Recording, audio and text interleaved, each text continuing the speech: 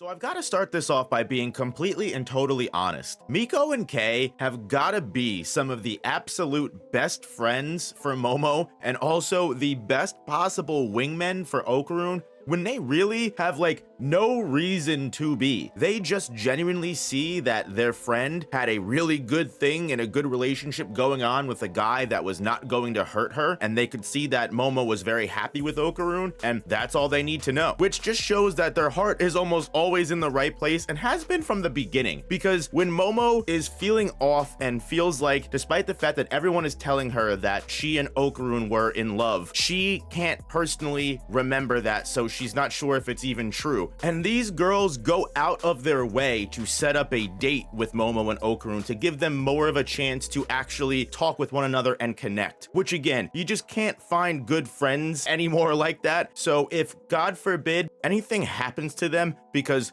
spoilers, they do go missing at the end of this chapter. I hope nothing happens to these characters, even though we really haven't even gotten any kind of development of them as a whole. I would definitely be sad to hear if anything happened to them. And a lot of people have been theorizing for a long time that because they've been absent for so long, Yukinobu has been saving them for a really relevant moment. And what could be more relevant than potentially recreating the very scene that Momo first awoken her powers to, and potentially getting all of her memories back in that moment by putting their Serpoans after them. I know plenty of people might be getting tired of the Serpoans, but I think there's no better people to potentially bring out the original personality of Momo than the aliens that started everything from the very beginning. Picking right up where we left off last chapter with Momo encountering Count Saint Germain, or Mr. Sanjome, she actually does not remember Mr. Sanjome either, which is interesting because, like she said, she remembers Miko, she remembers Kei, and the way that Sanjome is able to mess with people's memories, it's interesting to me that either Count Saint Germain is unable to do so with Momo and make her feel like he's always been there, like all of the other students have felt. Maybe it's something to do with the plan that he clearly has for her, because instead of doing anything too sinister like I expected, besides wearing those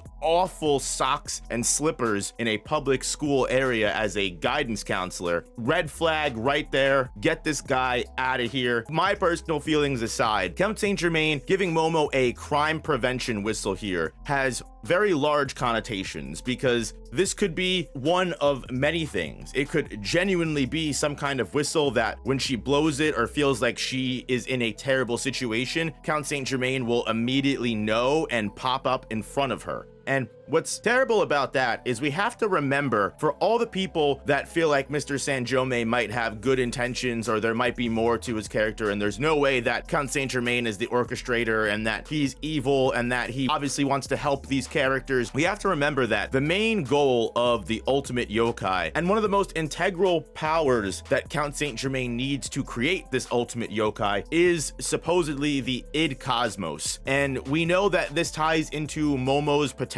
and her psychic abilities in some way, shape, or form. Because from the very beginning of chapter 1, Momo mentioned that when she first awakened and she was in that perfect celestial state in chapter 1 fighting off against the Serpoans, she felt like she could do anything. But then afterwards, she lost all of that power and started back at level 1 and had to work her way back up. So I think there's something very interesting about Momo's true power that we not only don't know about yet, but is very important to Count Saint Germain's overall plan. And remember, the orchestrator that was speaking through the ultimate yokai vessel that was using the fairy tale card to beat up the one teacher that had the Jiangshi zombies as her yokai contract, they outright mention Momo and say the only way that they'll be able to stop her is by separating her from all of her friends, because Momo will never give up in a fight. She could never surrender. So after Momo has had all of her memories wiped, because again, I know the amnesia situation a lot of people don't like and are very focused on its delaying of Okarun and Momo's relationship. However, I feel like when people talk about that, they forget that the most important piece of Momo's amnesia has nothing to do with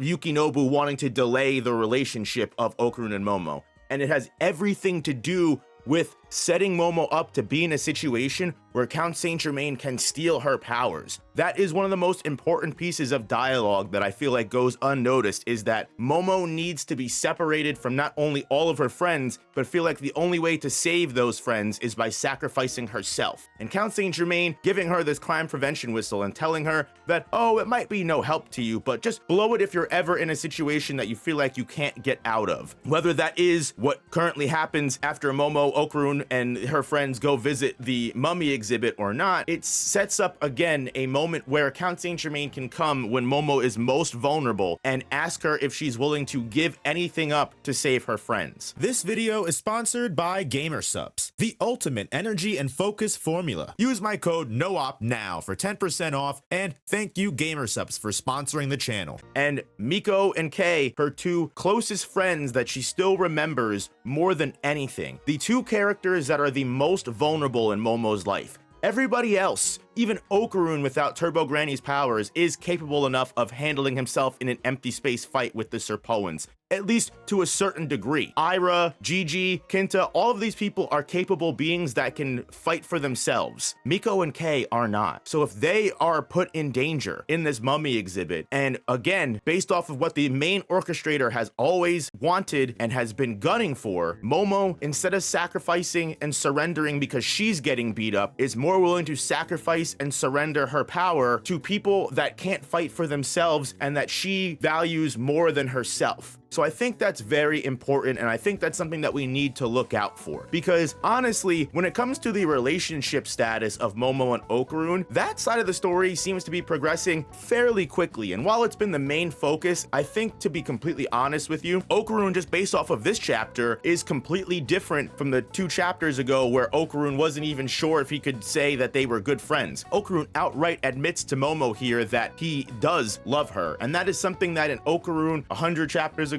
50 chapters ago, 200 chapters ago, would not be able to do. So the character development of Okarun hasn't been stunted, it hasn't been pushed back, it hasn't been delayed, and the relationship between Momo and Okarun from this chapter alone, I think, is pretty set in stone. These characters have so much chemistry even when they aren't considering each other significant others. The fact that Okarun and Momo being brought to this mummy exhibit was the perfect way to show us and display where Okarun and Momo fell in love with each other from the beginning. Even though she doesn't remember aliens, she doesn't remember all of these moments that made Okarun and Momo who they were and what made their bond so strong, what is still there is what Momo found interesting about Okarun from the beginning, which is the fact that he loved the paranormal, he loved all of these crazy different theories and conspiracies and entities, and he is so knowledgeable on them. He's able to just seem charming off of all of the knowledge and information he's able to share, which is, again, what Momo always found great about Okarun. And it tells me that the point of Momo's amnesia is not the whole relationship and delaying that. The point of Momo's amnesia is clearly for plot purposes alone, and I think a lot of people are gonna be blindsided and hit with whiplash when the main orchestrator does eventually take advantage of the situation and get what he's been gunning for this entire time. Because not only does this explain why the Serpoans would be going after Momo in the first place, because again, the Serpoans don't trust Count Saint Germain. They know they can't. They would rather kill Momo than allow Count Saint Germain to get what he's after for. So the Serpoans, after doing the whole human typhoon thing, going after Momo, especially now that she's completely vulnerable and maybe in the exact situation that the main orchestrator wants. I'm honestly curious what a lot of you guys are saying in the comments below. I know this is definitely a very mixed and divisive portion of the DanDaDan story, but I've gotta say, personally, knowing that there is this entity in the background, Count Saint Germain, I'm staking my life on it every single day. I can't believe we are still even questioning it at this point after we've gotten it confirmed for us. But like I said, the main orchestrator, I think, has all of the cards in his hand, and I'm more worried about that than I am the whole Yukinobu is so worried that the relationship will complete and he won't be able to tell a story after that he needed to find some random way to have Momo and Okarun still be separated. I highly, highly doubt that because I trust Yukinobu's penmanship. I'm very excited to see what the rest of this arc of DanDaDan has because this has been one of my favorite sagas. But yeah, guys, like I said, hit that like button if you watched this far into the video. I would love to hear all of your thoughts down below. And most importantly, don't forget that there's plenty of other content on this channel alone when it comes to Jujutsu Kaisen Modulo, Gachi Akuta, Chainsaw Man. You've also got videos on Kagurabachi, Sakamoto Days, and plenty of other series. And don't forget there's also the main No Operator channel where there's plenty of longer form content, even on DanDaDan, all the aliens, all the yokai. Go feel free to check that out as well if you're looking for more content.